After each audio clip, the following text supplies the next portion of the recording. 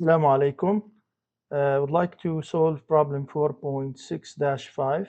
We have a maximization problem, z equals 90x1 plus 70x2, subject to 2x1 plus x2 less than or equal to 2, and x1 minus x2 greater than or equal to 2. So we have two functional constraints, and we have, of course, the non-negativity constraint.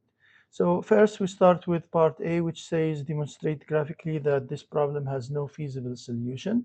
So let's take a look at the graphical solution here. We have the first constraint. This is constraint number 1. So this is my constraint number 1. And as you can see, it is pointing to the left downwards. And this is constraint number 2. So this is number 1 here. And this is constraint number 2. This constraint is number 2 here. And it is pointing downwards also, but to the right. So as you can see, there is, and since we have the non-negativity constraints, so basically these constraints do not share any area, and therefore this problem is infeasible. Okay.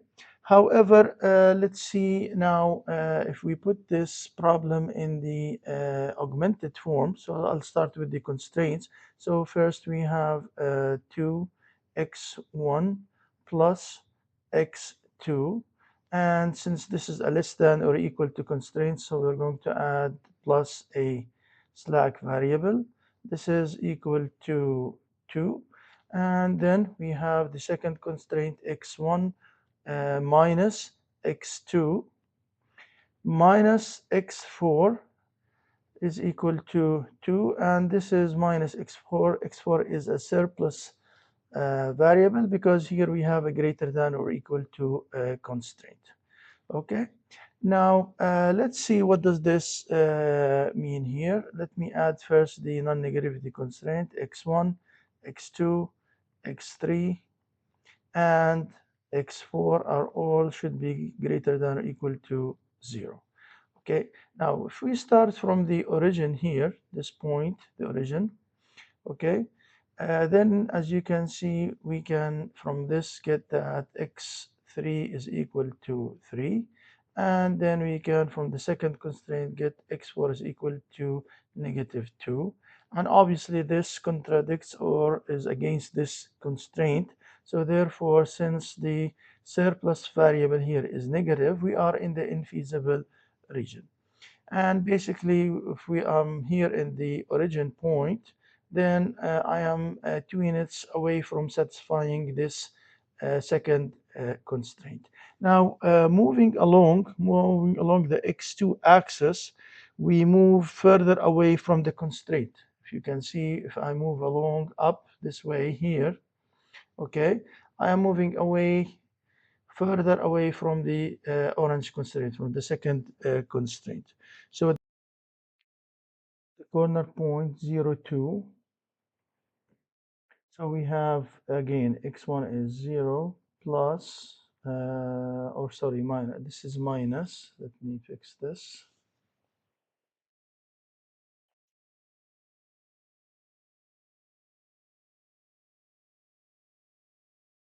This is minus 2.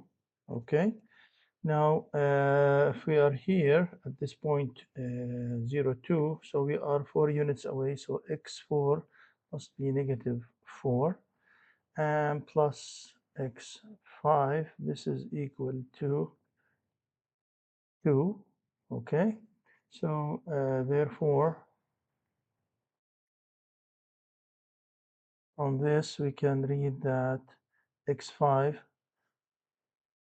let me just clear this so I can have more space. So this is now equals 2, and this is equals 2. Therefore, you can see that I have here on this one x5 is equal to 8. Okay, basically I have minus 2 minus 4, that's minus 6. Take it to the other side, that would be 6 plus 2, that's x5 is equal to 8. Now, if we take this point here, for example, 0, 1, okay, then we have 1 minus 1 minus 3 plus x5 again equals 2. Therefore, x5 now is equal to 6. Okay, if we take the point 0, 0, this is the origin, then we have 0 minus 2 plus x5 bar equals 2. And now I have x5, the artificial variable, is equal to 4. And let me try one more point or a couple more points. This is negative 1. Okay, so now I'm at this point here. Okay, and we have this is 0 minus negative 1. Okay, and now minus 1 for x4, because now we are just 1 unit away from satisfying this constraint, plus x5 is equal to 2, and therefore I have x5 here is equal to 2. And the last point I will try is 0 and minus 2, which is this point here now. Okay, so this is now 0 minus negative 2 minus 0. Now x4 is equal to 0 because I'm on top of this constraint. Okay, so I'm on top exactly on this constraint here. And therefore we have plus x5 bar is equal to 2, and therefore if you can see here now x5 is equal to 0. Okay, so now when I go back to the original problem, x5 is what? The value of x5 goes down to 0. As long as x5 is positive, then I am in the what? In the, as you can see here, if it is above this point here, okay, so x5 above 4, then I am in the what we call the artificial feasible region, which is basically I have it as the vertices 0, 0. So that's this point here, and 1, 0. That's this point here, and 0, 2. That's this point here. So introducing the new artificial variable x5 kind of created this new feasible region for me that satisfies all constraints here. This is my feasible region. Okay, now the idea again is to drive x5 down to 0. Okay, however, by what? Driving x5 0 by seeing if we can really find a feasible region. And if you can see here, when we drive it, they are outside the feasible region. Therefore, this problem is what is infeasible. Okay.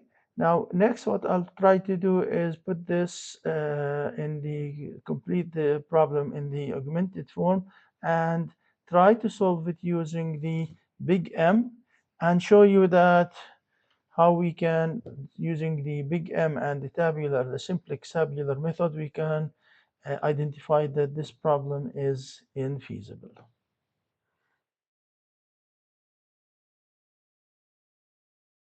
Okay, so now let's try to put first the objective function by adding the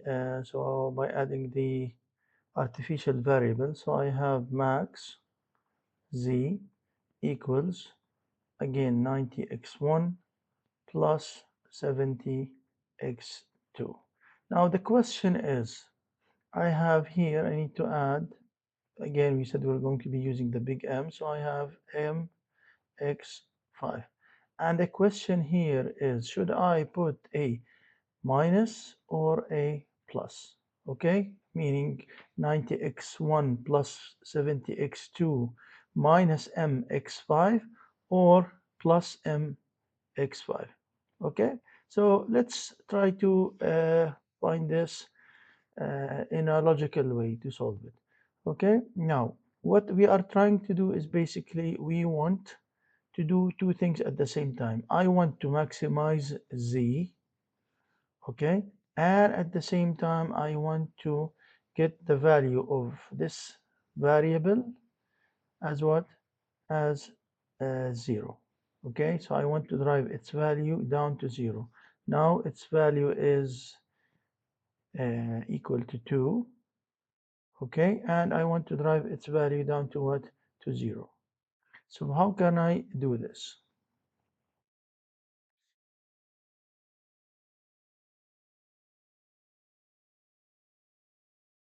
So basically here, what do we want to do? If I want to maximize z, okay, and at the same time drive this down to 0. If this was a plus, so let me write here, this is not correct, but I'm just going to write it for now. Okay, now in order to maximize z, it will be beneficial to keep this variable at any positive value because this is a big M, this is a big number, large number. So having a value of x5 is positive, it will always add a huge number to z, and that's what I'm trying to do. I want to maximize. So in this case, I will not be able to get rid of this artificial variable. I will not be able to do this. Okay, so the correct formulation is then is due to have what? Is to have this as negative m. Basically here, I want to maximize z, and since this is if x bar 5 is positive, then this will always will be a negative sign here, and it will be minimizing z. Okay, it will not give me the maximum value of z. So the best way to maximize z is to drive this variable down to 0.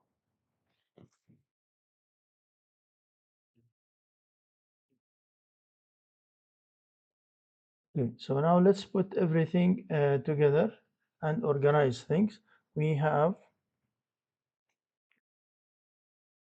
and I'm going to write this the following way: maximize z. Okay,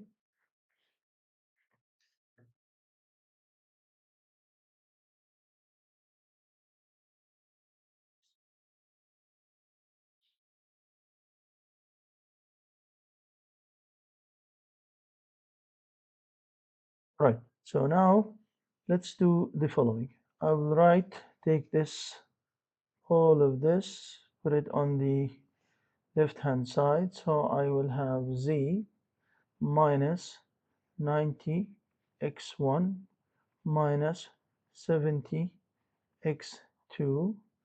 Okay, and we have plus 0 x3 plus 0 x4. Okay, plus, now notice here it is plus mx5. Now why it became plus? Because I took it to the other side, and this is equal to 0. Okay, so I took this to the other side, it became positive. Now the first constraint, again, it is 2x1 plus x2 plus x3 equals 2. And the second constraint, we have x1 minus x2 minus x4, and we have here plus x5 equals. So my initial basic feasible solution, which is the origin, will be x3 equals 2 and x5 equals 2. These are my basic variables, and my three non-basic variables are, as you can see, they are x1 and x2 and x4.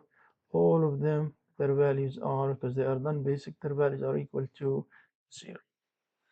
Okay.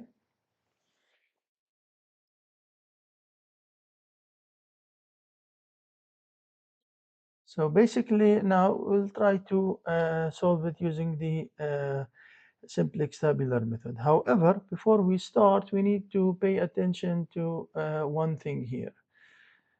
Before we need to make sure that we put this in the proper form.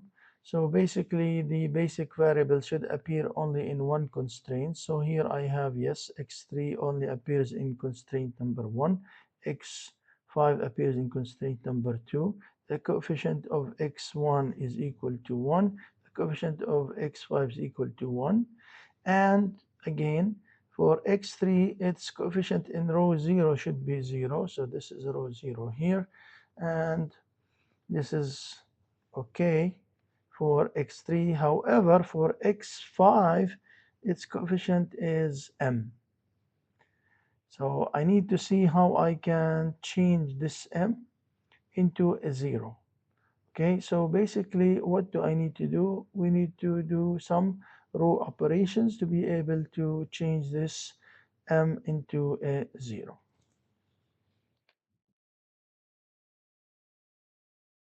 So again, to put this in the proper form, as we said, we need to change this to this m to 0. How do we do this? Basically, let's take a look at, we are going to consider this equation 2, okay? And basically what we want, the new equation 0 is going to be equal to the old equation 0, okay? And what I'm going to do is this equation here, since the coefficient of x5 here is m and this is 1, so what I need to do is basically multiply this by m and then subtract. So the old equation 0 minus m times the equation 2. Okay? So basically now let's see how we write this. So my new objective function is going to be z. Now this is m times x. So this is now I have negative 90. Okay. X1. This is from the row 0. And this is now minus m x1. So that's now will become z negative 90 plus m x1. So this is negative for both of them. And so now let's continue for x2. We have negative 70 minus m times, here we have negative x2. So this will be negative minus negative, that will be plus m x2. So here I will put them. So I have here plus negative 70 plus m x2.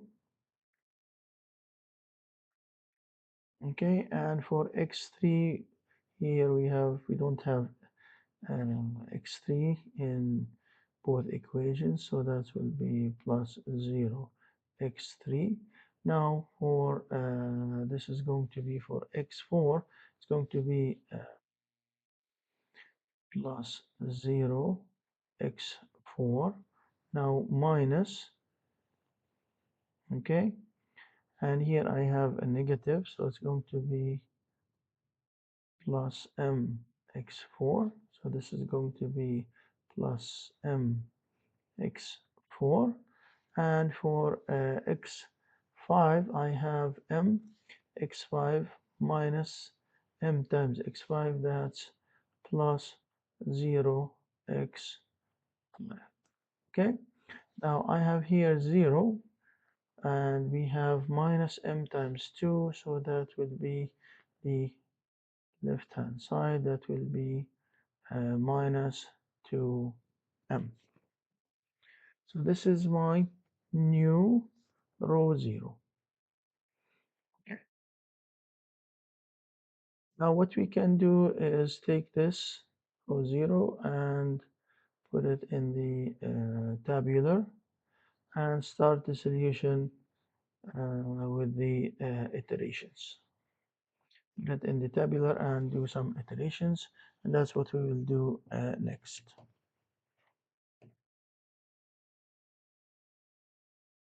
Okay, so now we did set up the problem in the tabular form. Let's check it one more time. So here I have x3, my basic variable. These are my basic variables, and this is my equation number. And this is x3, so we can see that x3 appears in one column and the coefficient is equal to 1, and we have x5. Again, it appears in one column, and the rest of the coefficients are equal to 0, and its coefficient in row 2 is equal to 1. So my basic solution here is basic feasible solution for the artificial problem. Okay, it is x3 equals 2, x5 equals 2, and of course the non-basic variables, which are x1, x2, and x4, are all equal to 0. Okay, so now we will take a look at this tableau. Is it optimal? We look at row 0. We have x1 is the, I guess it is the only negative. So this is negative 90 minus m. So that's a big, huge negative number. So this is my entering basic variable. And now I need to see which one is my leaving basic variable. And the leaving basic variable, basically, we need to perform the ratio. Okay, so we have 2 divided by 2, that's equal to 1, and 2 divided by 1, that's equal to 2. So this is my minimum value here. So the entering basic variable is x1, so this is my entering basic variable, and the leaving basic variable is x3. Okay, so basically now x1 is entering. So here I have x1, and we still have x5. Okay, so basically I need this to take this intersection here, make it equal to 1. So this is now, this is 1, this is 0. We divide the whole row by 1, so that's 1. And this is zero point 0.5. This is 0.5, 0, 0, and 1. Okay, now what is our next we need to do? We need to turn this 1 into a 0 here. So basically, how do I do this? I take equation 2, and so here we have the new equation 2. This is new equation 2 is equal to equation 2 minus the new equation 1. This is new equation 1, so minus new equation 1. Now let's do row 2. Row 2 is basically equal to the new row 2 will be the old row 2, okay, minus the new row 1. So here I have 0 minus 0, that's 0. 1 minus 1, that's 0. Negative 1 minus 0.5, that's negative 1.5. 0 minus 0.5, that's negative 0.5. Now negative 1 minus 0, that will be negative 1. And I have 1 minus 0, that's 1. And 2 minus 1, that is 1.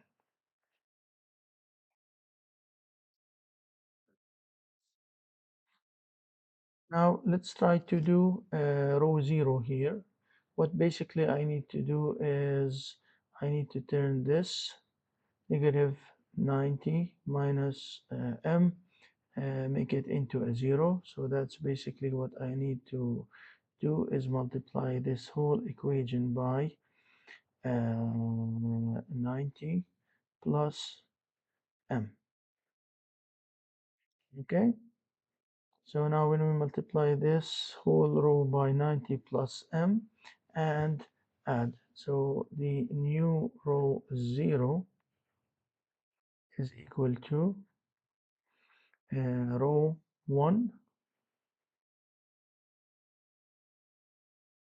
So I have 90 plus m multiplied by the new row 1 plus row 0, the old one.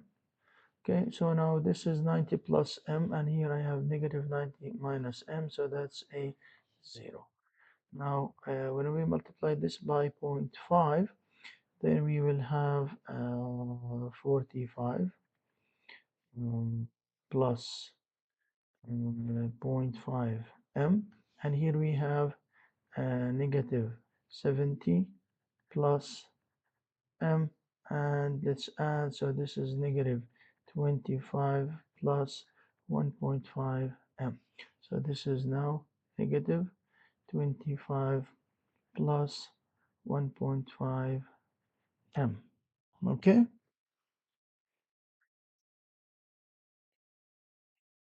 now for x3 we have 90 plus m, again multiplied by 1 half plus 0, so that will give me 45 plus zero point 0.5 m.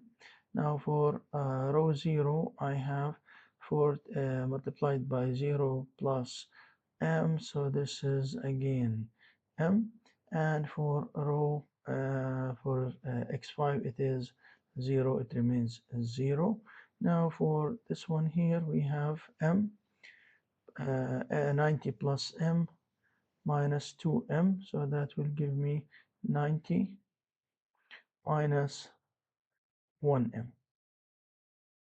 Okay, so now if we take a look at row 0 here, we have x. Before we do this, what my solution at this point is, my basic variables are, basic variables at this iteration now, basic variables are x1 equals 1 and x5 equals 1. Okay, so basically, and before I do this, the non-basic variables, let's check out the non-basic variables.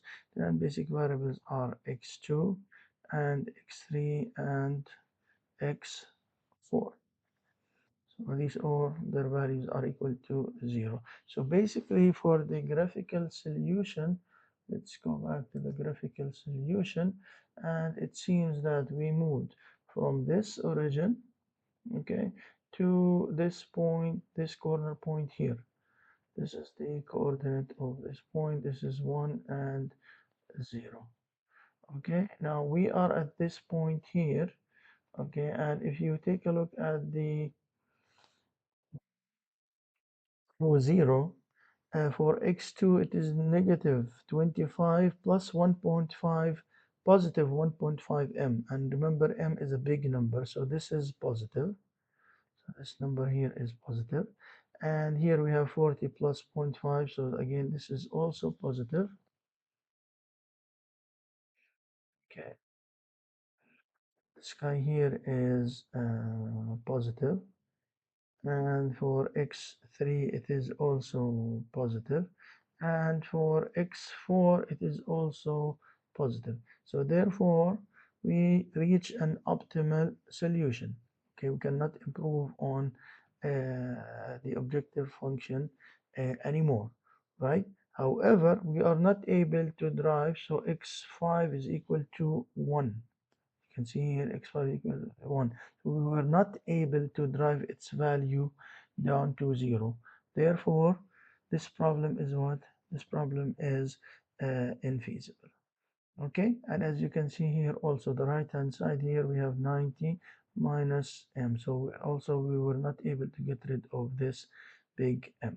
So therefore this problem is infeasible. So the problem is infeasible. Okay, again, why? Because we reach an optimal solution, okay, for the artificial problem, and yet we are not able to drive x5 down to 0 because it still appears in my solution as a basic variable, and therefore as you can see here we move to this point, and this point is still infeasible for the original problem. So basically now you can see here x5 is 1 unit away from satisfying this constraint. X1 is equal to 1, and again I cannot go anywhere while satisfying all the constraints, so the problem is infeasible. Thank you.